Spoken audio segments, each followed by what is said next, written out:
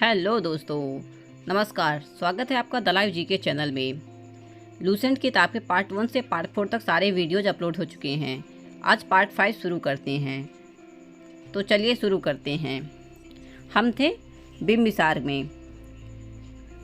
15वां point, Ashok के शिलालेख की खोज 1750 ईस्वी में पाटेद्री फैलेंथर ने की थी। इनकी संख्या 14 थी।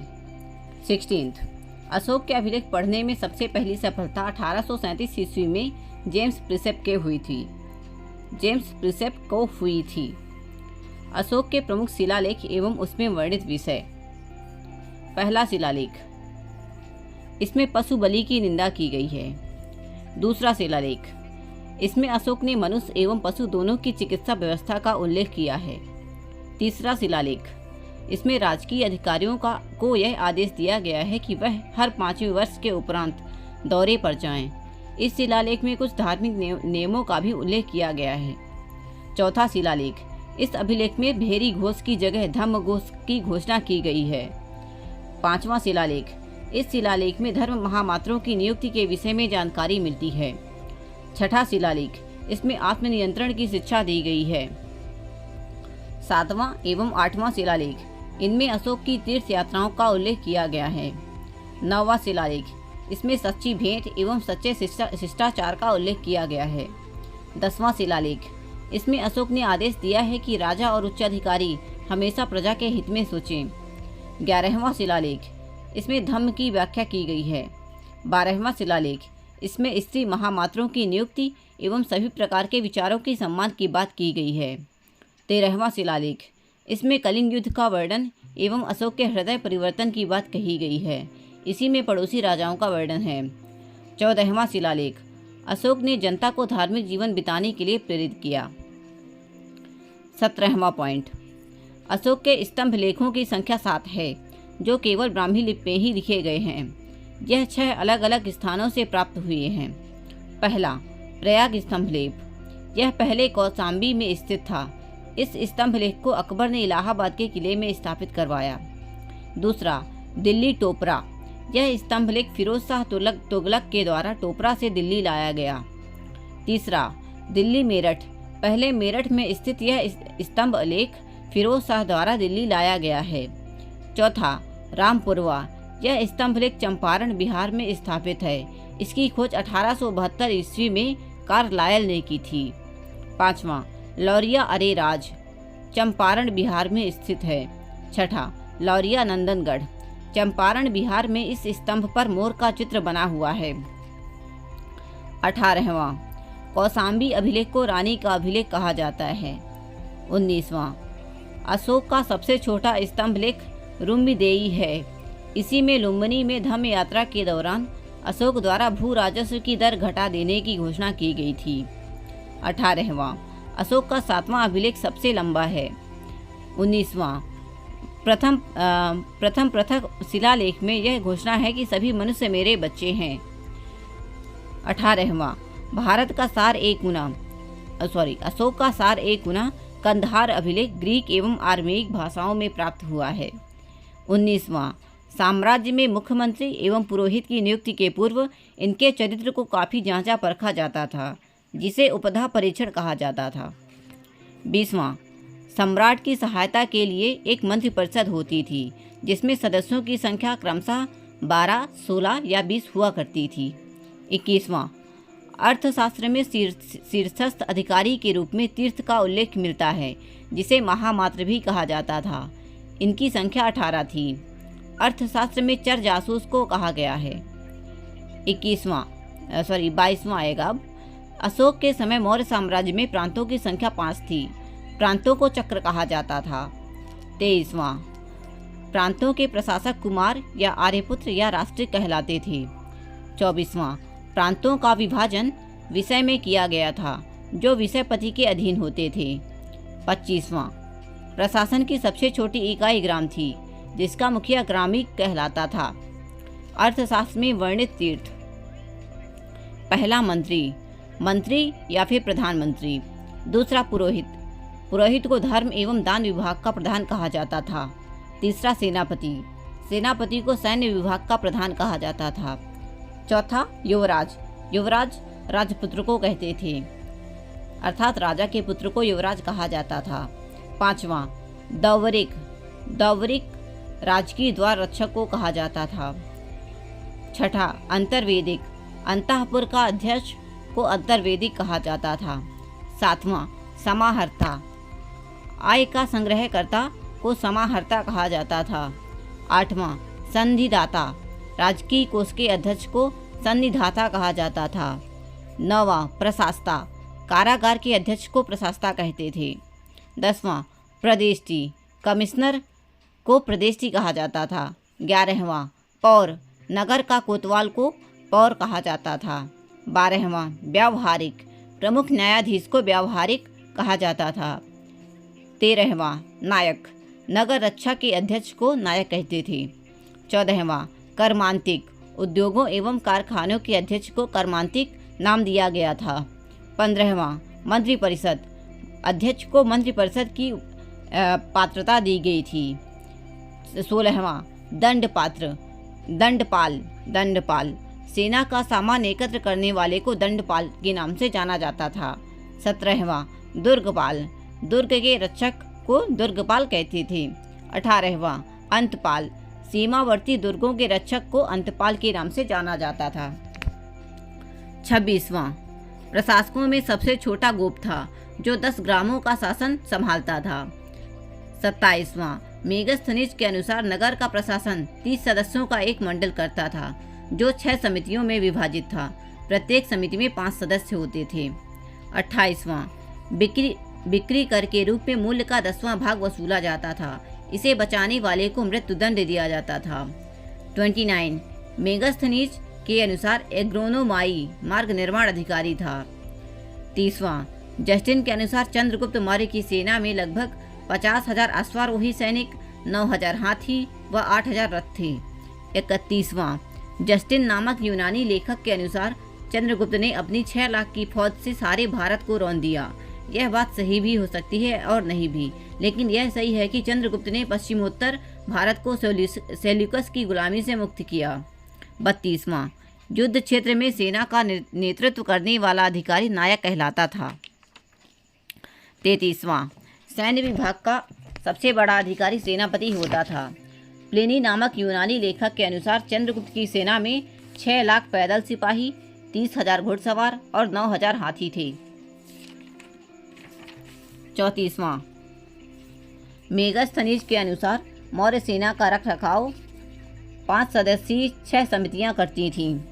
35वां मौर्य प्रशासन में गुप्तचर विभाग महामात्य सर्प नामक अमात्य के अधीन था। 36वां अर्थशास्त्र में गुप्तचर को गूढ़ पुरुष कहा गया है तथा एक ही स्थान पर रहकर कार्य करने वाले गुप्तचर को संस्था कहा जाता था। 37वां एक स्थान से दूसरे स्थान पर भ्रमण करके कार्य करने वाले गुप्तचर को संचार कहा जाता था। 38वां अशोक के समय जनपदीय न्यायालय के न्यायाधीश को राजुक कहा जाता था। 39वां सरकारी भूमि को सीता भूमि कहा जाता था। 40 नंबर बिना वर्षा की अच्छी खेती होने वाली भूमि को अदेव मात्रा कहा जाता था। 41 मेगस्थनीज ने भारत समाज को 7 वर्गों में विभाजित किया। पहला दार्शनिक, दूसरा किसान, तीसरा अहिर, चौथा कारीगर, 5वां सैनिक, 6ठा निरीक्षक, 7वां सभासद। 42 नंबर स्वतंत्र वेश्यावृत्ति को अपनाने वाली महिला रूपा जीवा कहलाती थी। 43वां नंद वंश के विनाश करने में चंद्रगुप्त मौर्य ने कश्मीर के राजा प्रवर्तक से सहायता प्राप्त की थी। 44वां मौर्य शासन 137 वर्षों तक रहा। भागवत पुराण के अनुसार मौर्य वंश में 10 राजा हुए, जबकि वायु पुराण के अनुसार 9 राजा हुए। 45वां मौर्य वंश का अंतिम शासक बृहद्रथ था। इसकी हत्या इसके सेनापति पुष्यमित्र शुंग ने 185 ईसा पूर्व में कर दी और मगध पर शुंग वंश की नींव डाली। ब्राह्मण साम्राज्य। पुष्यमित्र शुंग जिसने मगध पर शुंग वंश की नींव डाली ब्राह्मण जाति का था। दूसरा शुंग शासकों ने अपनी राजधानी विदिशा में स्थापित की। तीसरा इंडो यूनानी शासक मिनांडर को पुष्यमित्र शुंग ने पराजित किया। चौथा पुष्यमित्र शुंग ने 2 बार अश्वमेध यज्ञ किया। इनके लिए पतंजलि ने अश्वमेध यज्ञ कराए। 5वां भरहुत स्तूप का निर्माण पुष्यमित्र शुंग ने करवाया। छठवां, शुंग वंश का अंतिम शासक देवभूति था। इसकी हत्या 73 ईसा पूर्व में वासुदेव ने कर दी और मगध की गद्दी पर कंड वंश की स्थापना की। 7वां नंबर, कंड वंश का अंतिम राजा सुशर्मा हुआ। 8वां, सिमुक ने 60वीं ईसा पूर्व में सुशर्मा की हत्या कर दी और सातवाहन वंश की स्थापना की। 9वां, सातवाहन अर्थात आंध्र वंश शासकों ने अपनी राजधानी प्रतिष्ठान गोदावरी नदी के किनारे में स्थापित की। प्रतिष्ठान आज के समय में महाराष्ट्र के औरंगाबाद जिले में है। 10वां, सातवाहन वंश के प्रमुख शासक थे। पहला है सिमुक, दूसरे हैं सातकर्णी, तीसरे हैं गौतमीपुत्र, चौथे हैं सातकर्णी, पांचवें हैं वशिष्ठिपुत्र, छठे हैं पुलुभावी और सातवें हैं यज्ञश्री सातकर्णी। 11वां, सातकर्णी ने 2 अश्वमेध यज्ञ तथा 1 राजसूय यज्ञ किया। 12वां, सातवाहन शासकों के समय के प्रसिद्ध साहित्यकार हाल एवं गुणाढ्य थे। 13वां, हाल ने गाथा सप्तशी तथा गुणाढ्य ने बृहद कथा नामक पुस्तकों की रचना की। 14वां, सातवाहन शासकों ने चांदी, तांबे, सीसा, पोटीन एवं कांसे की मुद्राओं का प्रचलन किया। सातवाहन अपना सिक्का ढालने में जिस शीशे का इस्तेमाल करते थे उसे रोम से मंगाया जाता था। 15वां, ब्राह्मणों को भूमि अनुदान देने की प्रथा का आरंभ सातवाहन शासकों ने ही सर्वप्रथम किया। 16वां, सातवाहनों की राजकीय भाषा प्राकृत एवं लिपि ब्राह्मी थी। 17वां, सातवाहनों में हमें मातृतंत्रात्मक ढांचे का आभास मिलता है। उनके राजाओं के नाम उनकी माताओं के नाम पर रखने की प्रथा थी, जैसे गौतमीपुत्र, वासिष्ठिपुत्र आदि। लेकिन सातवाहन राजकुल पितृ तंत्रात्मक था, क्योंकि राज सिंहासन का उत्तराधिकारी पुत्र ही होता था। 18वां, सातवाहन शासकों ने ग्रामीण क्षेत्रों में प्रशासन का काम गौल्मिक को सौंपा। गौल्मिक एक सैनिक टुकड़ी का प्रधान होता था, जिसमें 9 रथ, 9 हाथी, 25 घोड़े और 45 पैदल सैनिक होते थे। 19वां, सातवाहनों की महत्वपूर्ण स्थापत्य कृतियां हैं। पहला, कार्ले का चैत्य, दूसरा अजंता एवं एलोरा की गुफाओं का निर्माण तथा अमरावती कला का विकास। सातकर्णी एवं अन्य सभी सातवाहन शासक दक्षिणापथ के स्वामी कहे जाते थे।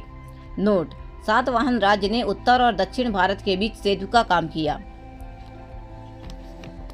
17वां है भारत के यवन राज्य। भारत के यवन राज्य पहला है, भारत पर आक्रमण करने वाले विदेशी आक्रमणकारियों का क्रम है। हिंद यूनानी पहले नंबर पर हैं, दूसरे नंबर पर हैं शक, तीसरे नंबर पर हैं पहलव और चौथे नंबर पर हैं कुषाण। दूसरा, सेल्यूकस के द्वारा स्थापित पश्चिमी तथा मध्य एशिया के विशाल साम्राज्य को इसके उत्तराधिकारी एंटियोकस प्रथम ने अक्षुण्ण बनाए रखा। तीसरा, एंटियोकस द्वितीय के शासनकाल में विद्रोह के फलस्वरूप उसके अनेक प्रांत स्वतंत्र हो गए। चौथा, बैक्ट्रिया के विरोध का नेतृत्व डियोडोटस प्रथम ने किया। बैक्ट्रिया पर डियोडोटस प्रथम के साथ इन राजाओं ने क्रमशः शासन किया। डियोडोटस सेकंड, यूथिडेमस, डेमिट्रियस, मिनांडर, यूकेटाइडस, एंटीआल्किडस तथा हर्मिक्स। 5वां नंबर, भारत पर सबसे पहले आक्रमण बैक्ट्रिया के शासक डेमिट्रियस ने किया। इसने 190 ईसा पूर्व में भारत पर आक्रमण कर दिया तथा अफगानिस्तान, पंजाब एवं सिंध के बहुत बड़े भाग पर अधिकार कर लिया। इसने साकल को अपनी राजधानी बनाया। इसे ही हिंद यूनानी या बैक्ट्रियाई यूनानी कहा गया। 6वां, हिंद यूनानी शासकों ने सबसे अधिक विख्यात मिनांडर 165 से 145 ईसा पूर्व हुआ। इसकी राजधानी साकल आधुनिक सियालकोट शिक्षा का प्रमुख केंद्र था। 7वां, मिनांडर ने नागसेन अर्थात नागार्जुन से बौद्ध धर्म की दीक्षा ली। 8वां, मिनांडर के प्रश्न एवं नागसेन द्वारा दिए गए उत्तर एक पुस्तक के रूप में संग्रहित हैं, जिसका नाम मिलिंद पन्हो अर्थात मिलिंद के प्रश्न या मिलिंद प्रश्न है। 9वां, हिंद यूनानी भारत के पहले शासक हुए, जिनके जारी किए गए सिक्कों के बारे में निश्चित रूप से कहा जा सकता है कि सिक्के किन किन राजाओं के हैं। 10वां, भारत के सबसे पहले हिंद यूनानियों ने ही सोने के सिक्के जारी किए। 11वां, हिंद यूनानी शासकों ने भारत के पश्चिमोत्तर सीमा प्रांत में यूनान की प्राचीन कला चलाई, जिसे हेलेनिस्टिक आर्ट कहते हैं। भारत में गंधार कला इसका उत्तम उदाहरण है।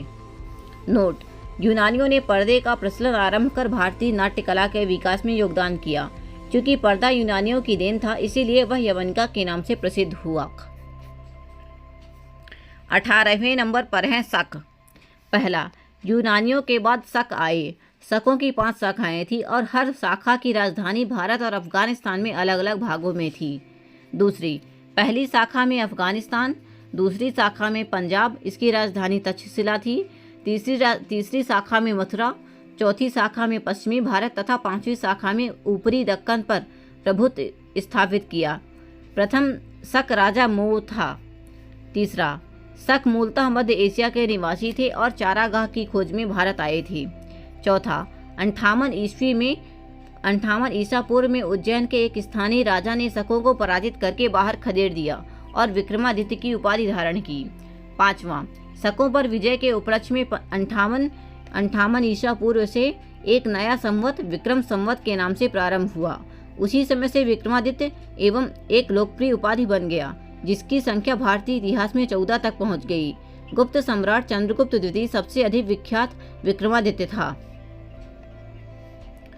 पांचवा, शकों की अन्य शाखाओं की तुलना में पश्चिम भारत में प्रभुत्व स्थापित करने वाली शाखा ने सबसे लंबे अरसे तक शासन किया, लगभग 4 शताब्दी तक। छठवां, गुजरात में चल रहे समुद्री व्यापार से यह शाखा काफी लाभान्वित हुई और भारी संख्या में चांदी के सिक्के जारी किए।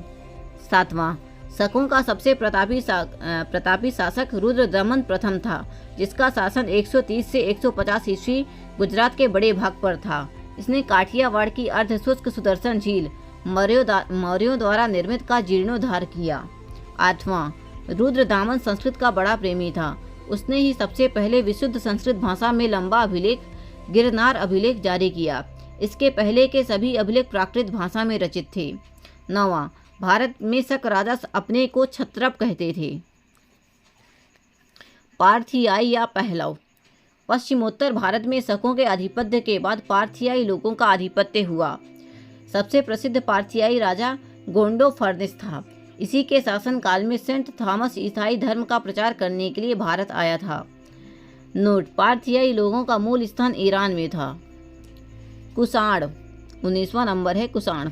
पहला है पहलव के बाद कुषाण आए, जो यूची एवं तोखरी भी कहलाते थे। दूसरा, जूची नामक एक कबीला 5 कुलों में बट गया था। उन्हीं में से एक कुल के थे कुषाण। तीसरा, कुषाण वंश के संस्थापक कुजुल कडफिसेस था। इस वंश का सबसे प्रतापी राजा कनिष्क था। इनकी राजधानी पुरुषपुर या पेशावर थी। कुषाणों की द्वितीय राजधानी मथुरा थी। चौथा, कनिष्क ने 78 ईस्वी गद्दी पर बैठने के समय में एक संवत चलाया, जो शक संवत कहलाता है, जिसे भारत सरकार द्वारा प्रयोग में लाया जाता है। पांचवा, बौद्ध धर्म की चौथी बौद्ध संगीति कनिष्क के शासनकाल में कुंडलवन अर्थात कश्मीर में प्रसिद्ध बौद्ध विद्वान वसुमित्र की अध्यक्षता में हुई। छठवां, कनिष्क बौद्ध धर्म के महान महायान संप्रदाय का अनुयायी था। सातवां, आरंभिक कुषाण शासकों ने भारी संख्या में स्वर्ण मुद्राएं जारी की, जिनकी शुद्धता गुप्त काल की स्वर्ण मुद्राओं से उत्कृष्ट है। आठवां, कनिष्क का राजवैद्य आयुर्वेद का विख्यात विद्वान चरक था, जिसने चरक संहिता की रचना की। नौवां, महाविभास सूत्र के रचनाकार वासुमित्र हैं। इसे ही बौद्ध धर्म का विश्वकोश कहा जाता है। 10वां, कनिष्क के राजकवि अश्वगोध ने बौद्धों का रामायण बुद्ध चरित की रचना की। 11वां, वसुमित्र, पार्श, नागार्जुन, महाचेत एवं संघरच भी कनिष्क के दरबार की विभूति थे। 12वां, भारत का आइंस्टीन नागार्जुन को कहा जाता है। इनकी पुस्तक माध्यमिक सूत्र, इस पुस्तक में नागार्जुन ने सापेक्षता का सिद्धांत प्रस्तुत किया है। 13वां, कनिष्क की मृत्यु 102 ईस्वी में हो गई। कुषाण वंश का अंतिम शासक वासुदेव था। नोट, कुषाण राजा देवपुत्र कहलाते थे। यह उपाधि कुषाणों ने चीनियों से ली।